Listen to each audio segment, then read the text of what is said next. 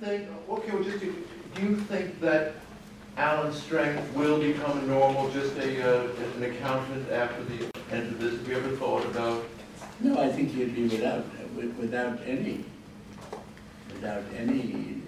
sense of it at all. He'll just be a fly. He'll just be the bureaucrat. He'll just be. Well, as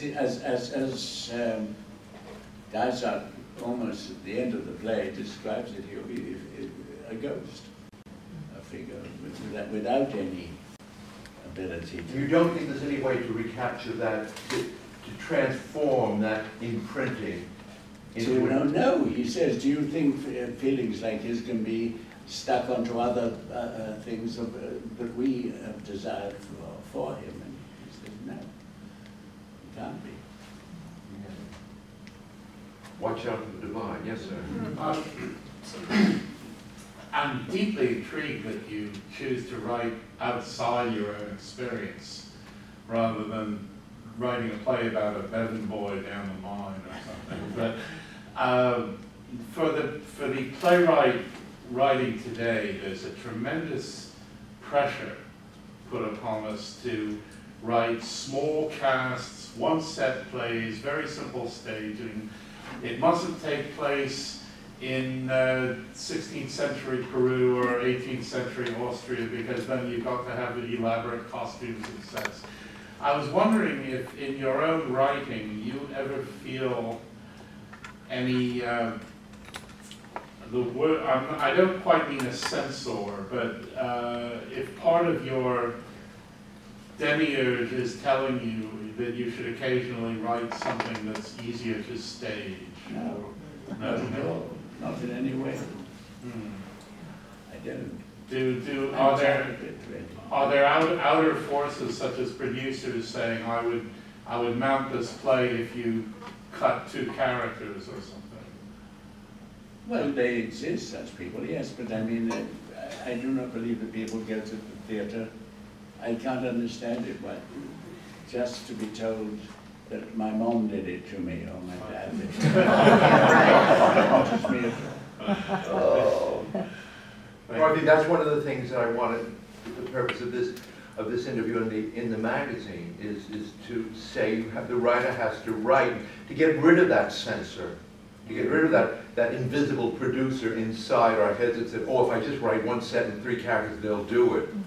I feel today in some ways it's easy to get the big man play on, a play that will inspire. You want to write a play that will inspire a producer rather than make it easy for a producer. So rather than make another musical. In the back, yes, sir. Are you still working on your Tchaikovsky play, and what's the status? Yes, Will we get to see it? Yeah, it went a bit cold on me, but I think it's getting over again. Tell about the Tchaikovsky play. Well, it's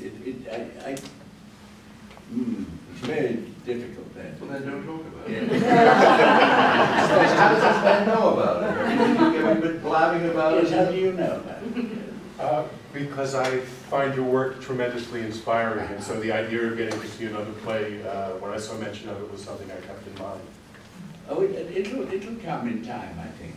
It'll come in time. I was getting a little feeling it was dying a bit inside. I think I couldn't. Has that happened to you before? Oh, it happens. Half things half die and then revive. How do you get them back? I don't know. I just won't get anyone back from the grave, as it were. It's discovered that it's not in fact a grave, it's merely a rest. A rest. Alteration. Well, there's no learning that. Yeah. I guess that's what a writer's life is having the time, when it delivers itself, you're there to catch it again. Yes, very much. Time is very important when you get interested again in something, I think. Yes, Phil. Yeah, for what nourishment having you two in dialogue. I thank you for that. I feel so enriched inside by hearing ideas and things. I wanted to say to you that Kermit Bloomgarden once told me, because he produced your first version of this, it was the play he was most proud of ever having been connected to. Oh, in case you never knew that, you're hearing it now. And I would like to know what you think of the differences of the first one that John Dexter did, the one now. And I also, having worked with John Dexter, still wearing his war wounds. So it was nice to be reminded of his genius. What did you work with him on? Threepenny Opera, the one with Sting. I never saw his A version. lot of people didn't. Yeah, but of the two productions, of the first one that Kermit did and then this one, your feelings on both? Quick, get to it. Yeah. 5 words. You can't answer that. I can't answer it. You can't? No, Oh. it's too complicated to do that. Besides, I don't want to run one production against none. Because I think both remarkable in their own ways. Yeah. Yes. In the current atmosphere, what would you two advise playwrights today in our conditions that are going on right now, especially in New York City? About what? What's the playwright? What are your thoughts about the playwright? What would you say as a teacher to playwrights? What would you advise them?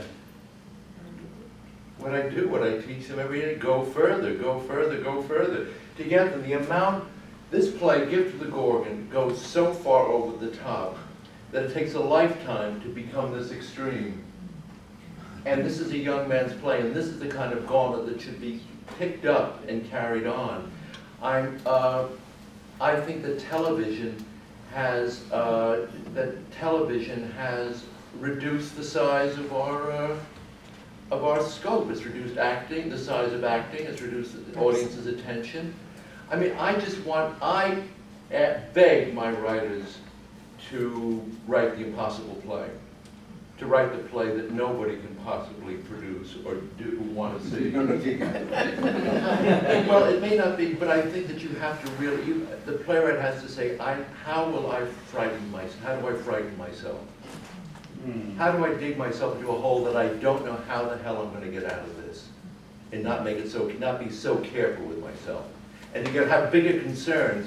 Here's a man who's talking about the concerns about finding what do you do with that touching the divine, that spark of the divine in us, and people who want to, how do we keep that alive, rather than saying, how am I going to get a day? I don't know. You know, I mean, How am I going to get even with my wife or my mother? Cheater. I mean, it just seems to be the stakes seem to be very, very low today, and easy and fearful. And I think that you want playwrights to find the madness within themselves.